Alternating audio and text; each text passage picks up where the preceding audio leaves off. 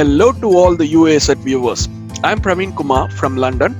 I'm originally from Chennai, India. I'm a full stack web application developer specializing in JavaScript.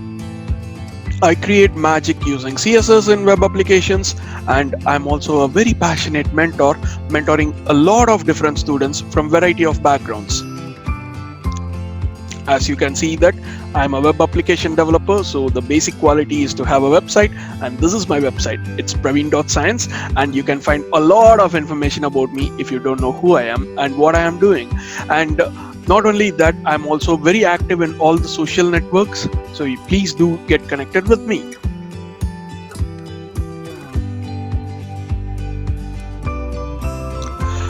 Back in my school days, I had this Nexus mission when I was studying my second standard. Having a computer in my home is a huge dream, and only very few people will be able to afford during those days. It was one of the few people where was my grandma, and in my grandma's house there was this computer, and every time when we go for our summer vacations, we used to work there. We used to have the privilege of using the computer there. Fortunately for me, instead of playing games, I started looking into a lot of nitty-gritty things about computers, and during that age, I got the interest in programming. In those days, it was just DOS, but moving on further, when I started my schooling in my 6th standard, I was given a book called Learn Visual Basic 6 in Record Time. That was my first ever programming task, and I had a good read about it, and also I was very much interested in learning a lot in Visual Basic, and I was kind of like getting to get the hold of Visual Basic 6, and I started creating my own applications. During that time, I also created something called as my own encyclopedia, where everything was taken from New Millennium Encyclopedia and the World Book 1997 Encyclopedia. After a couple of days later, I realized that I was able to only run this encyclopedia on Windows machines, not on any other machines like Linux. Those days, I don't think even Mac machines existed with my friends. Moving forward, I thought there should be some kind of a unified way to watch my applications. So what I decided was I went to work on server side. At that point of time, since I know Visual Basic better, I thought of taking up ASP VBScript. This is the classic ASP which was there from the early times. So during my 8th standard, I was introduced to ASP VBScript through a lot of internet tutorials and other things. And this way, I was able to get a grasp of how HTML works, how CSS works, and how script works. You won't believe that during those days, I was even using JavaScript through CSS, or maybe to tell in the right way, I was using CSS by using a script tag, which is completely an absurd way. And it was IE5 back days. So if you have not heard of what IE is Internet Explorer, and it is version 5. So that was my first ever attempt in working with websites, and after that I thought that I realized that using an ASP web server costs money, so I had to switch to PHP. And it was almost like 4 to 8 years, like from 8th standard, 4 years of schooling and 4 years of college work, and I haven't learned anything from the college or school those days related to web development, but it was my self-interest which intrigued me in learning a lot in HTML, CSS, and JavaScript. Then came Internet Explorer 6, and then it was really interesting to me to play with different browsers and how to use Z-indexes, and that was one of the most complicated concepts in CSS, right? Positions. Then later on, moving forward, I was placed in Tata Consultancy Services, and after the induction period, I went directly into research as a research scientist. There, my main work was either should I go for a back-end Ruby on Rails development or a front-end development. In this crossroads, I obviously chose front-end development because I have no clue what Ruby on Rails was. This was the way I got introduced to web development.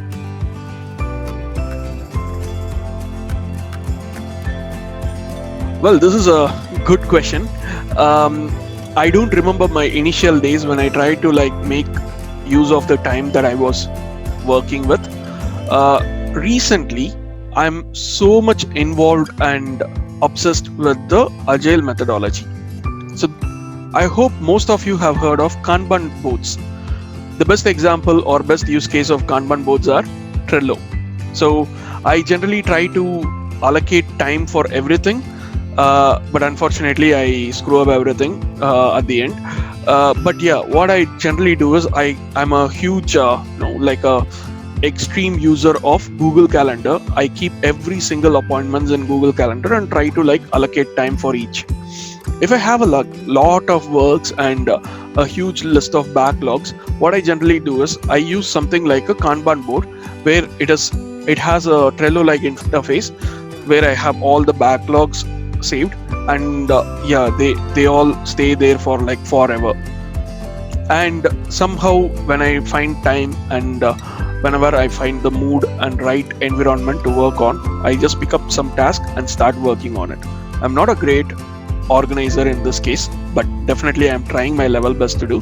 But my tips are, try to use a Kanban board and also try to make the best use of Google Calendar.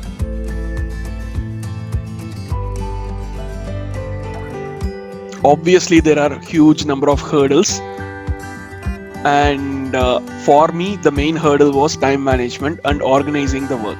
So the very frequent message that I receive or feedback that I receive from my friends and my peers are, I don't keep up my words, at least for the time. I'm very trustable in case of if they wanted to say something to me and they wanted to keep it very confidential between them, that I'm very trustable, but they won't trust me on times. So let's say I'm gonna deliver this video today. I don't think I delivered it today, but it will be a couple of days later I delivered it. So that's one of the main hurdles I get to have. And the most of the times the way I try to overcome them is by the same way. I'm using the Kanban boards and Google Calendar, right? I try to prioritize the work and try to allocate more time than it is required, and then I try to push it in the same day, and I will aim to achieve it or finish it. Most of the time I won't do it, and I know that's the reason I give a long time commitment to people, and then I try to finish it in the short times possible. So this is what I have been doing so far, and hopefully it is working, and it will be working out for you if you're not able to manage your time scales.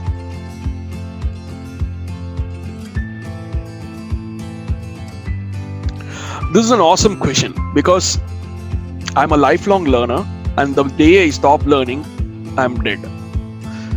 The first thing is, I have this fire to learn new things every day. Obviously, finding the best resource is really a big challenge for everyone. My view for learning something new is by teaching others.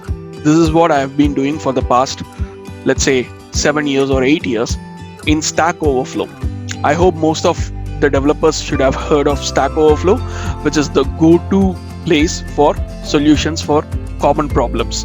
Don't just be an asker, try to solve questions from there as well, which will give you a good motivation as well as confidence. Along with that, what I would say is, if you know something, try to teach it to others so that your knowledge in that subject will be very high. You will try to learn a lot by teaching others, because I have personally experienced a lot of people ask crazy questions, and those questions will make me learn further. And these are the questions that make me stay here and talk in front of you. Also, the other ways are try to network as much as possible. Try to talk to your friends. Try to talk to a lot of people who are good in that field, and then get a good rapport with them. This will take you to a huge height. When I came to the UK for the first time, all the things, all the advice boiled down to one thing, one single thing. Network as much as possible, build a lot of relationships that will help you stay further. And that was exactly happened to me. And I had built a huge empire of network, and almost all the people who are in the network are of different fields. And if I need to go for anything, all I need to do is ask everyone, and at least one of them will be able to answer me. Apart from that, if I need to learn something new, like for example, if I need to learn something like a new language, let's say TypeScript or maybe React Native, that is where I lack. One other thing which I do is I start writing about it, or maybe in worst cases, for example, with respect to TypeScript, I really want to master it. I started writing a book on TypeScript even without knowing about it. So this gave me an urge to kind of like get to the bottom of it, get to deeply to the bottom of it, learn about it, and then start writing something about it.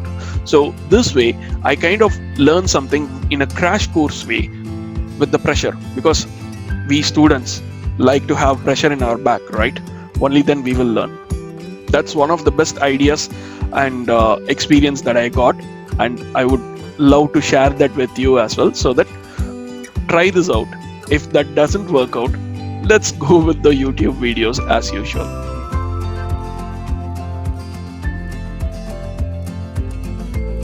So this one, it's really interesting for me, because this is almost similar to what I said before.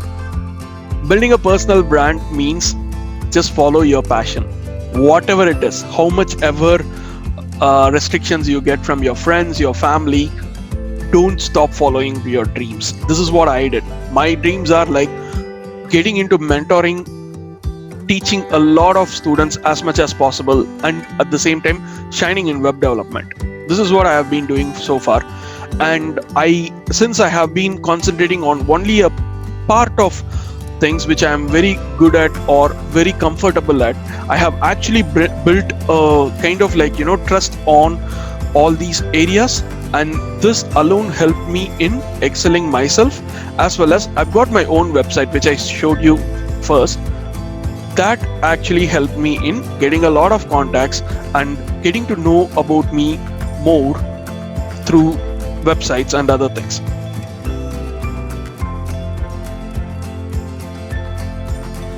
I'm a huge fan of this Spotify Agile methodology. I generally tend to follow the same methodology and principles as Agile management when I try to take up a new project.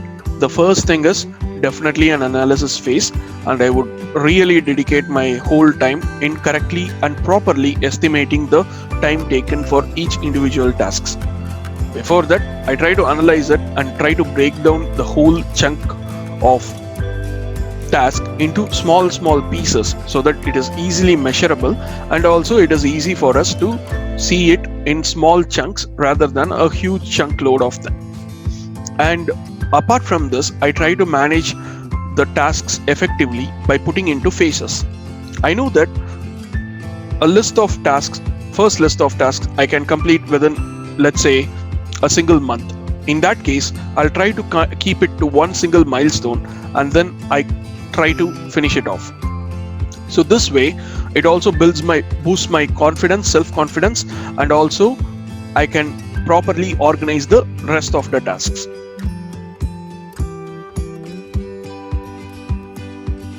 You have asked the right person the right question. So what I did was, I was working with Tata Consultancy Services for almost 3 years, and I thought, okay, this is the right time, I need to pursue something new. So during 2013 last quarter, it was the trend of cloud computing, and I really wanted to get into the field of cloud computing, and thought of stepping myself out of India for the first time. To know more about me, I'm not a good first bencher or a studious person who had a lot of backlogs and arrears in my engineering degree.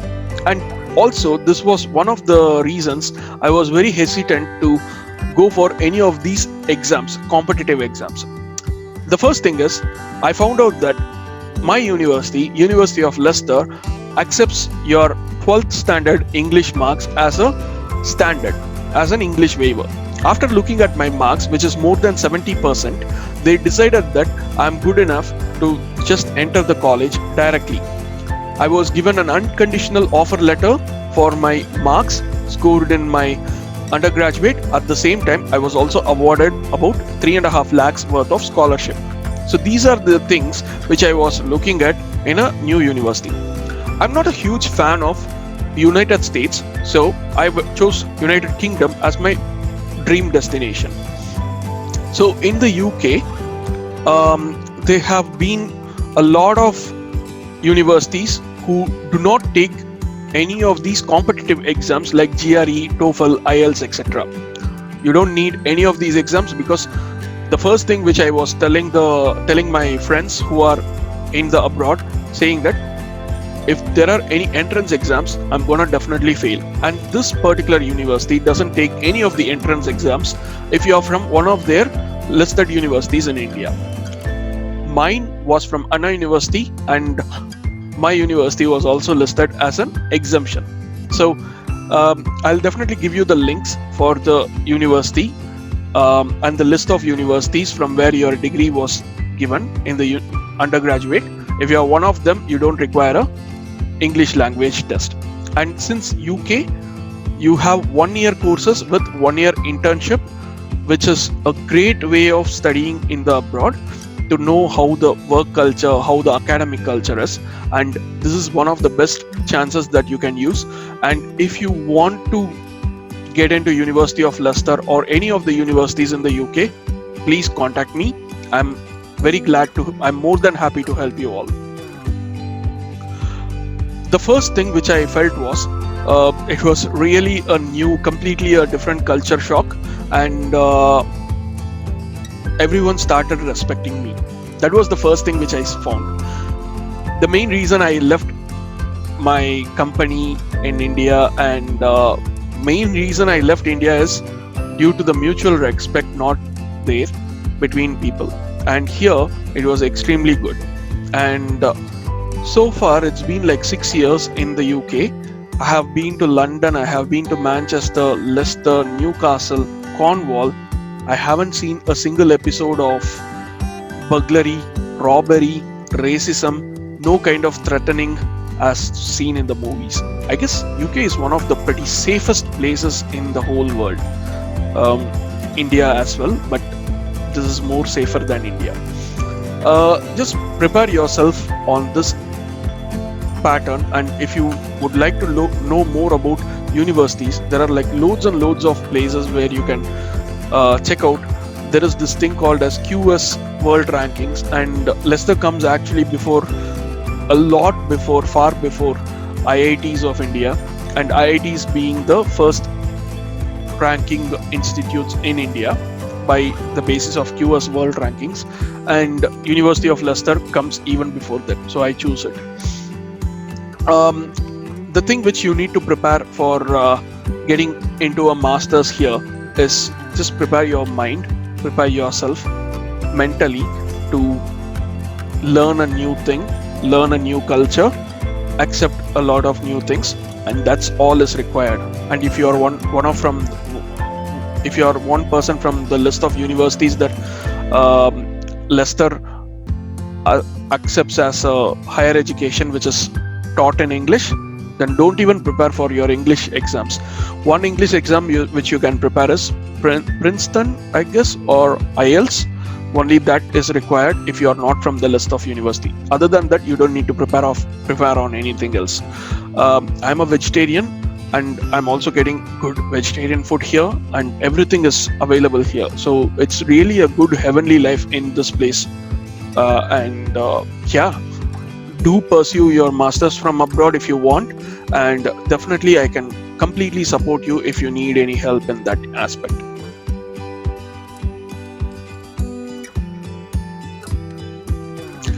Web development is one of the key fields where everything changes very rapidly. You have to be really, really prepared, and don't get worried or don't get scared about how I talk, but it's gonna be a magical journey for you if you are entering into the web dev industry. All you require is HTML, CSS, and JavaScript. That's all. That is all required for you being a web developer. For people who are first going into web development, please check out all the HTML related videos. Try out what are all the best practices, and next go into CSS. CSS has only like 4 major parts. One is the box model, then the next one would be related to the display properties, position properties, float properties, and then finally get into responsive web development. There are only these things in CSS. Just master them and you will be good. Then moving on to JavaScript. You know the basics of programming languages, right? If you know it, it's all the same. If condition, else condition, for loops, while loops, switch cases, and pretty much that's it. Functions and objects. Data types in each of these programming languages are different, but at the same time they all follow a same syntax and structure, so don't need to worry about that. Then finally, coming to the real JavaScript experience, there is something called ES6 and ES 2020 right now, which are the latest versions of JavaScript, and try to learn from doing it. I can also guide you on a lot of things. There are lots and lots of videos on YouTube which tells you learn JavaScript in 1 minute, learn JavaScript in 10 minutes. How much ever time do you have, just go with those videos. Not only that, once you see the videos, make sure you try to practice. Only practice makes a man perfect, and that's what made me perfect.